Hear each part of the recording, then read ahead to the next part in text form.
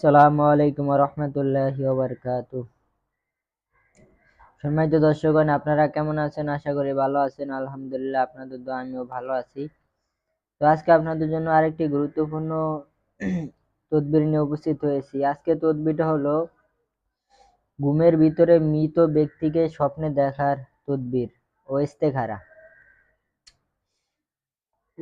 ঘুমের ভিতরে আপনি কোনো লোক হারিয়ে গেছে বা কোনো মৃত ব্যক্তির সাথে আপনি কথা বলতে চান, মৃত বন্ধু বান্ধব যে কোনো বন্ধু বান্ধব বা মৃত যে কোনো ব্যক্তির সাথে আপনি কথা বলতে চান বা স্বপ্নের ভিতরে যে কোনো বিষয় জানতে চান, তো এই ইস্তেখারার মাধ্যমে জানতে পারবেন। এটা একটা ঘুমন্ত ইস্তেখারা। ঘুমের স্বপ্নের মাধ্যমে আপনাকে সবকিছু জানিয়ে দেওয়া হবে। তো অনেক মানুষ মারা যায়, দেখা যায় জমি জমা টাকা পয়সা কই রাখছে বা জমি জমা ঝামেলা থাকে। তো এই বিষয়গুলা মৃত ব্যক্তির থেকে আপনি জেনে নিতে পারবেন কিভাবে কি করলে।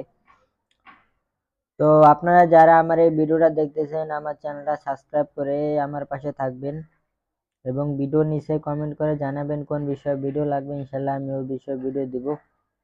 আর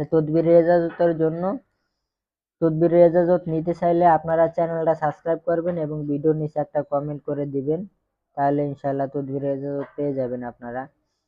আর এই ইস্তেখারাটা আপনারা মৃত ব্যক্তি বা কোনো লোক হারিয়ে গেছে তাকে কিভাবে স্বপ্নে দেখবেন বা সে কোন জায়গায় আছে স্বপ্নে দেখতে পারবেন। জাস্ট নিয়ত করবেন। যদি মৃত ব্যক্তির সাথে কথা বলতে চান তাহলে নিয়ত করবেন, এই নিয়তে এই তদবিরটা করবেন। আর যদি কোনো লোক হারিয়ে যায় তাকে দেখতে চান সে কোন জায়গায় আছে, ওই নিয়তে এই তদবিরটা করবেন। আর যেই নিয়তে করবেন ইনশাআল্লাহ আশা করি এই নিয়তে এই তদবিরের ফলাফল পাবেন আপনারা স্বপ্নের মাধ্যমে। হ্যাঁ, চলুন আমরা মূল আলোচনায় চলে যাই। যদি কেউ স্বপ্নে কোনো জীবিত বা মৃত বন্ধু বান্ধবকে দেখতে চায় অথবা নিজের ভবিষ্যৎ প্রয়োজনীয় গুরুত্বপূর্ণ কাজের ফলাফল জানতে ইচ্ছা রাখে, তার জন্য আবশ্যক পবিত্র শরীরে কাপড় ও বিছানা নিজের স্ত্রীকে পৃথক শয়ন করবে। মানে পবিত্র গোসল করবেন, পাক পবিত্র কাপড় পরবেন, পরার পরে যারা এই তদবিরটা করবেন স্ত্রীর সাথে শুতে পারবেন না, আলাদা একটা কামরায় শুবেন, পবিত্র বিছানায় আলাদা একটা কামরায় শুবেন। তারপরে শয়নের পূর্বে 2 রাকাত নফল নামাজ পড়তে হবে। 2 রাকাত নফল নামাজ যে নিয়তে হাজিরাতরা করবেন ইস্তেখারাটা ঘুমন্ত, তো এটা সেই নিয়তে এই 2 রাকাত নফল নামাজ পড়বেন।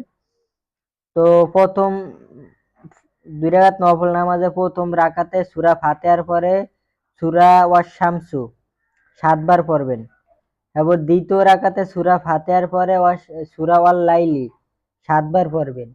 7 বার করে পড়বেন, ঠিক আছে? 2 রাকাতে মোট সূরা প্রথম রাকাতে সূরা ফাতিহার পরে সূরা ওয়াশ-শামসু 7 বার, দ্বিতীয় রাকাতে সূরা ফাতিহার পরে সূরা ওয়াল লাইলি 7 বার পড়ার পরে তারপরে নামাজ শেষ করবেন। তারপর শেষে দুরূদ শরীফ পড়বেন। যে কয়বার মন চায় কয়বার, সাধ্য মতো যতটুক মন চায় আপনার। দুরূদ শরীফ পড়ার পরে এর নিচের যে নকশাটা আছে এই নকশাটা লিখে বালিশের নিচে, যেই বালিশে আপনি শোন ওই বালিশের নিচে রেখে ঘুমিয়ে যাবেন।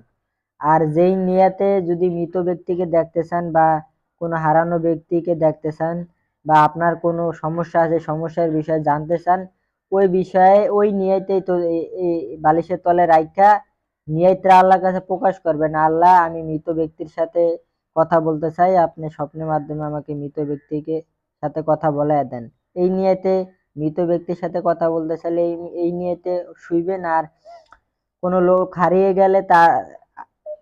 গেলে এই নিয়তে শুবেন যে আল্লাহ আমার যেই লোকটা হারিয়ে গেছে, আমার আত্মীয় বা যে কেউ হারিয়ে গেছে সে কোথায় আছে আমাকে দেখায় দেন, এই তদবিরের মাধ্যমে।